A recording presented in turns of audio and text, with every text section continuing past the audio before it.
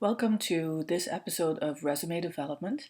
In this episode, we will be discussing the functional resume, and we will kind of answer the question, what is the reason for having a functional resume and what does a functional resume look like?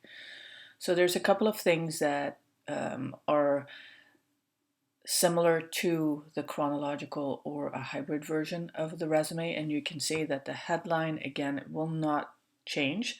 So you have first name, last name, then phone number, email, LinkedIn URL, and for some of you it depends on the position that you're aiming for, either a website, Twitter account, or Facebook account, or Instagram for that matter, may be applicable. So that's optional. The other optional piece is that you can add your state, city, and a zip code. Again, that's totally up to you. Then we go down to the next section, and let me just put this in focus for you here so you can see it a little bit better. Okay, so next session is going to be summary of qualifications, similar to the chronological or the hybrid. What I need to know here is who, what, and value add. So the who is who are you? So in this situation, this person is an organized teaching professional with 15 plus years of combined experience in. Then what is it that this particular person does? Well, the skills that this person has is teaching, corporate training, instructional design, and educational technology. And what will be the value add?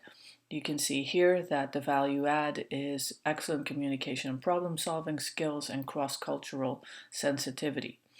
And at the same time, a talent for promoting harmonious business relationships. So summary of qualifications is fine. You do want to remember to not exceed 15 plus years, especially if the job posting doesn't necessarily ask for more than 15 plus years, but we'll get into that once the episode on resume writing will be in that it will be explained a little bit more. Now, the only thing that here, that is a little bit questionable is teaching professional. So this particular person is open to positions in teaching. Have to be a little bit careful here. So if you do have a job title, you always want to make sure that you use the job title.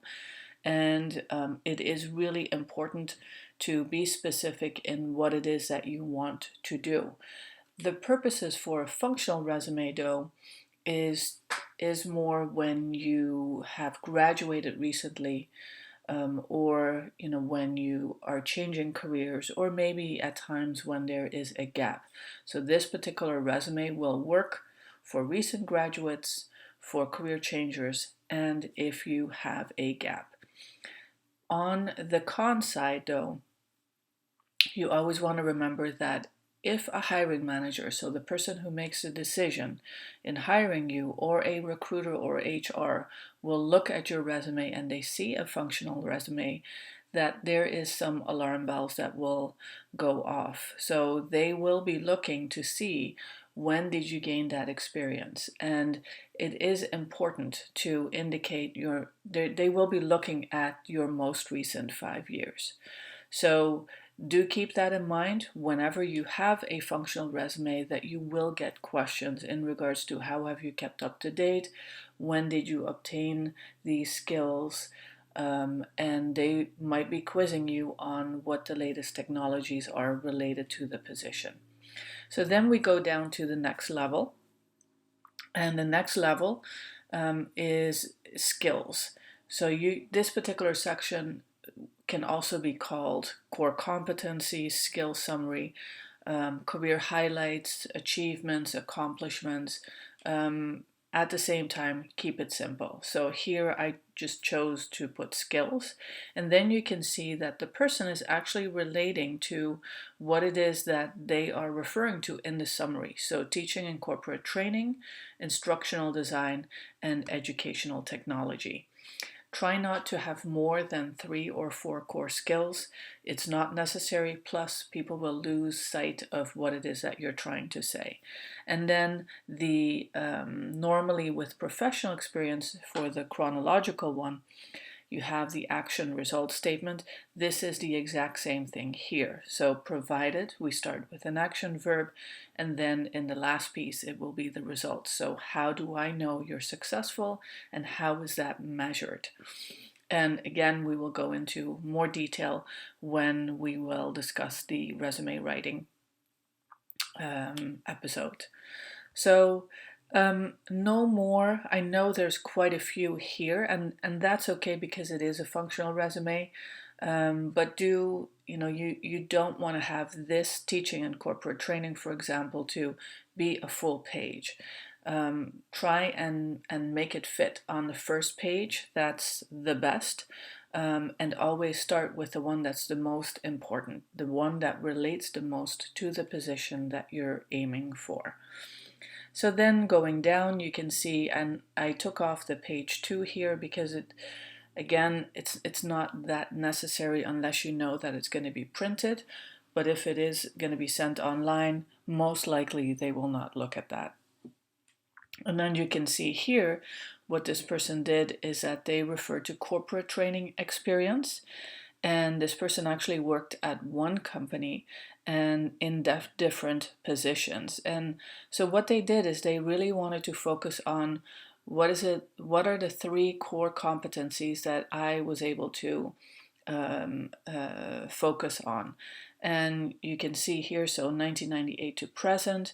And again, I mean, there's no list of accomplishment statements. It's just a list of what company the person worked for and what the positions were that they held. And then they have prior teaching experience, and you can see that's after 1998, which is fine. And we don't need to date that again. And here it's more, you can see that this person used to be an elementary school teacher, and which is important for the experience that that person is going to go into. Then you can see education, and we can assume that it was longer than 5 years, so it does not need to be dated. So let's say if I have a gap, what would this look like? Then a functional resume would look very similar. So you start with a summary, you have a skills section, and then maybe here, instead of having corporate training experience, you might want to put community experience, volunteer experience. So very similar to what we talked to in regards to the chronological resume. And even if you don't have community experience, if you were a student, then you want to make sure that you account for that time. So I might, instead of having here corporate training experience, I might just have education, and then I would put student, or the degree and the dates, and then indicate some of the subjects or topics that I've taken. And if I am a recent graduate, then it's really important to focus on some of the projects that I participated in. You can always Google sample functional resumes, and you'll see some for recent graduates, and you'll see some for GAP, and you'll also see some for career changers. So don't be afraid to do some searching. Try not to reinvent the wheel. It's really not necessary, and there's a lot of information that can be found.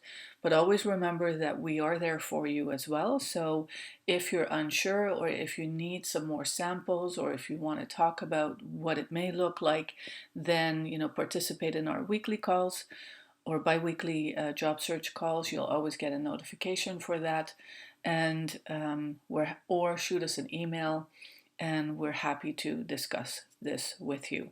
Thank you for listening, and talk to you soon.